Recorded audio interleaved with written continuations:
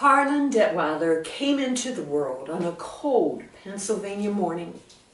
And when he took in his first little breath of air, his mother breathed it in like it was a beautiful, sweet rose, and took her last. And she was spared the horror of knowing that her only child came into the world a little too weak and a little too slow than most.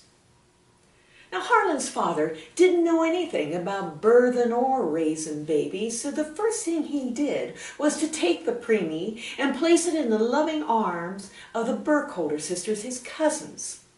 And the first thing they did was to take Harlan Detweiler and place him in the warming drawer underneath the oven, the very one they used to heat up their bread on those cold Pennsylvania mornings.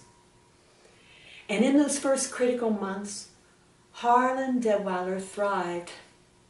And in those first critical months, Harlan Detweiler's father found a new wife who did not want to be a new mother. And so Harlan Detweiler stayed under the loving roof of the Detweilers for the rest of his life, under the roof of the Burkholder sisters for the rest of his life, but it wasn't without a few setbacks from time to time. Now, when Harlan came of age, one of the few jobs he could do was to clean the floors of my grandfather's barber shop. And when my father came of age, Buddy, as he was known to his customers, Senior, my grandfather, turned over the barber shop to him. And my father, Buddy, thought it was only right that Harlan's services continued, and he raised his salary from 4 cents to a nickel exactly. And there the barber shop thrived, not only because Buddy was handsome and kind and fast and accurate, but also because Harlan was neat and clean in everything that he did. Now, in those days, the men weren't in such a hurry to move on from the barber shop after they got a haircut. They would sit around and talk about the boys over there and about how the local crops were doing and, of course, local gossip. And from time to time, the local vendors would stop by and they took note of Harlan Detweiler's work. And from time to time, they offered him an extra job, especially in the winter jobs, in the wintertime when there were no jobs to offer to anyone else. And one of those jobs was to sell matches on the street corners of Scottsville. Now, in coal country, a match can be a pretty vital thing because most people spent their mornings shoveling from the bin and into the coal furnace. And the one thing they did not want to have happen was to have that fire grow out. But it often did, because in this part of the country, coal was cheap, and so were the matches. And Harlan Detweiler, well, he didn't sell just to anybody, but, who wouldn't have pity on Harlan Detweiler walking down the street, always wearing 3 overcoats, no matter what the weather, and donned with sheriff's badges that he got for illegally directing traffic, but which the sheriff appreciated nonetheless. Who wouldn't have pity on Harlan Detweiler, always wearing his furry hat with the ear flaps that covered his ear and with a dangling buckle that swayed back and forth as he walked? Who wouldn't have pity on Harlan Detweiler, always having a cane in his hand that compensated for a limp he had since he was born? But Harlan didn't sell just to anybody. He knew a match belonged in the most trustworthy hands. So Harlan sold to the Burkholder sisters. He sold to Margie, the pretty little girl who always smiled at him at church. He sold to the vendors and the customers of Buddy. But the one person Harlan Detweiler would not sell to was Tangles. Now, Tangles was a big brute of a guy that hung out in Buddy's barber shop, and Harlan didn't like Tangles much, although he had heard down at Jacob's Creek Church that one should love thine enemy. But he didn't didn't know if Tangles was of thine or not. But he did know that Tangles drank and smoked too much, and that Tangles was lucky to have Buddy as a friend, because Buddy let Tangles sleep in the back room of the barber shop when he was too drunk to go home. Now the other reason Harlan didn't like Tangles, because for every nickel that Harlan worked so hard for, well, Tangles got it just by bumming it off of Buddy. But what's more, what he would do with that nickel is he would throw it on the floor. Now you see, Buddy had told Harlan that he could have anything that he found on the floor when he cleaned. And Harlan had found many a treasure. And all sat up in his drawer at the Burkholder sisters. There was a yo-yo, a piece of juicy fruit, and a Bible tract with purple violets surrounded with Psalm 23 on it. So what Tangles would do with that nickel is throw it on the floor, and I tell you, no one knew the clink of a nickel more than Harlan Detweiler, and he would turn and look.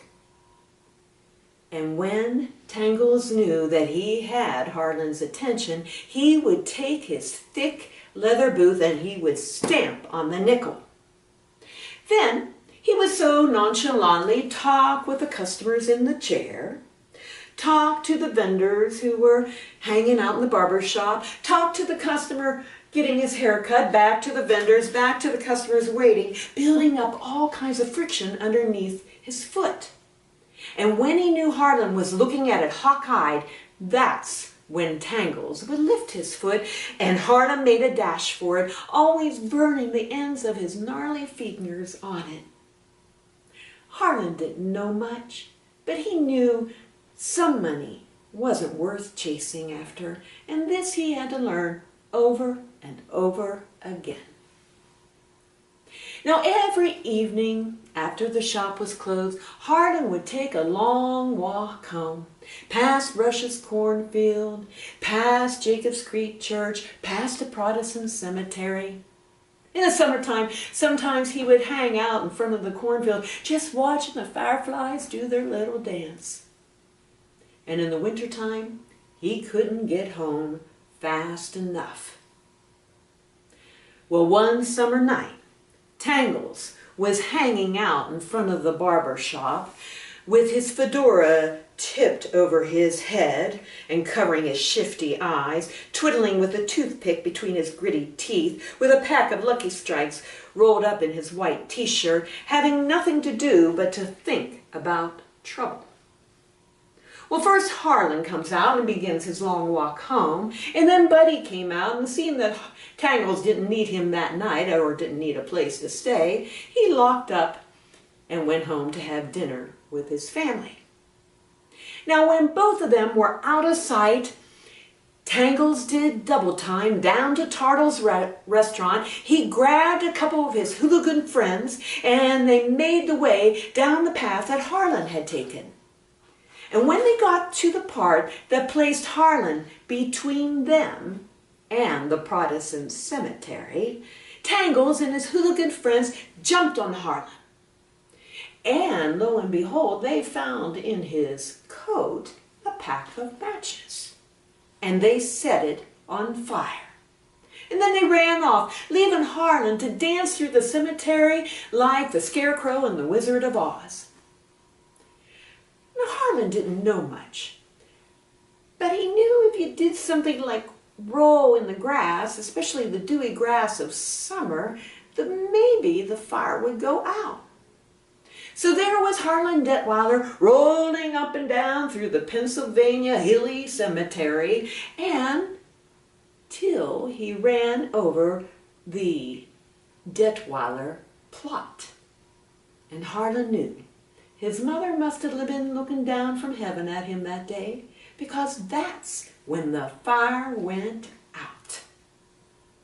Oh, he was a little dirty and smoldering a little bit, but he knew the Burkholder sisters would fix him up right nice. Harlan didn't know much, but he knew now he was going to have to keep his third eye looking behind him.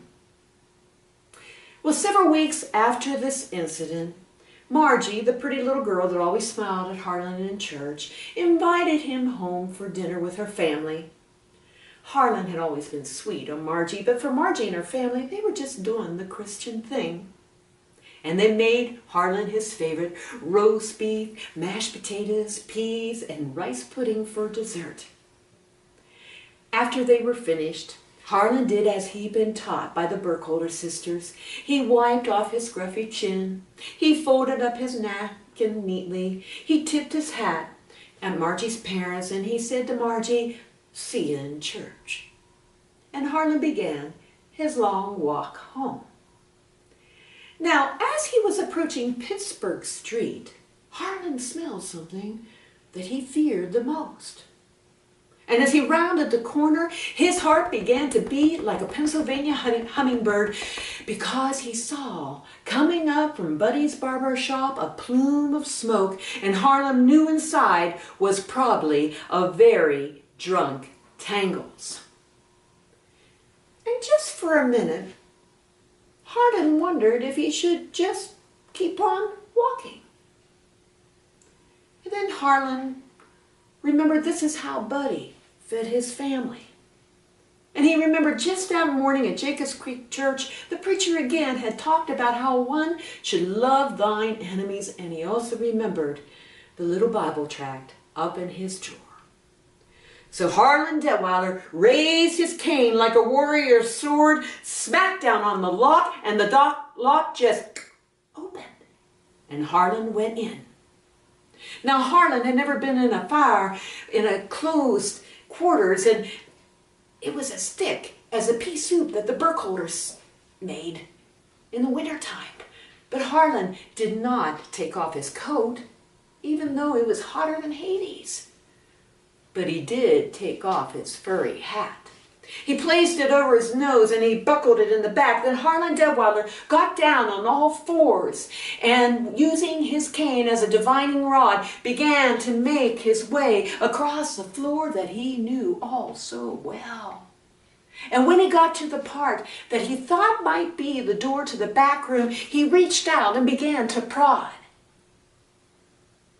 And then he felt something that he knew very well: the heavy leather boot of Tangles. Harlan took his cane and he looped the crook of it into the loop of Tangles' boot, and he began to drag the tall, lean body of Tangles across the black and white floor that he had just cleaned the night before, out into the foyer, over the threshold, and into the night summer air. Now Harlan didn't know much, but he knew that if you kissed someone that looked like Tangles did at that moment, that maybe they'd open their eyes. Well, they say hell froze over that day when Tangles woke up to see Harlan Detweiler kissing him on the lips. Well, the next thing you know, the Scottsville Fire Department was on the scene, and they saved the working part of Buddy's barber shop. And then Buddy and the sheriff arrived, and the sheriff placed another badge on Harlan's jacket, and Harlan smiled so broadly, and they shook his hand vigorously. Even Margie came a-running when she heard that Harlan had saved the day, and she gave Harlan a kiss on his cheek, and all Harlan could muster was, "Oh, shucks, Marge." And they say, never again did Tangles use Harlan as kindling. And they say that sometimes you could even hear them down at Jacobs Creek Church singing at the top of their lungs, even though still out of tune.